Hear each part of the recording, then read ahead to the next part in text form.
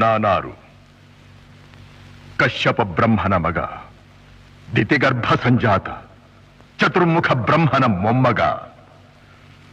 ವಿಧಾತನಿಂದ ವಿಧಿ ಬರಹವನ್ನೇ ಬದಲಾಯಿಸಿ ಮರಣವನ್ನೇ ಮೆಟ್ಟಿ ನಿಂತ ಮಹಾವೀರ.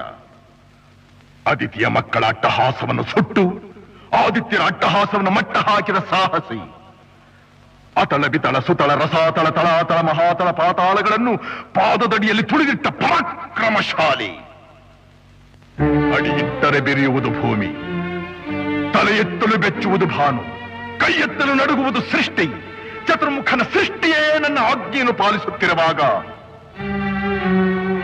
ಯಕ್ಕಶ್ಚಿತ್ ನನ್ನ ಮಗ, ನೋ ಜನ್ಮ ಕೊಟ್ಟ ಮಗ, ನನ್ನ ವಂಶವನ್ನೇ ಬೆಳಗಬೇಕಾದ ನನ್ನ ಕುಮಾರ, ನನ್ನ ಆಶಾ ಜ್ಯೋತಿಯಿಂದ ಎಂದು ನನ್ನ ಮನಸ್ಸಿಗೆ ನೆಮ್ಮದಿಯಿಲ್ಲವೆಂದರೆ ಛೀ, ಇದೊಂದು ಬದುಕೆ, ಇದೊಂದು ಜನ್ಮವೇ, ಎಂತಹ ದುರ್ವಿಧಿ.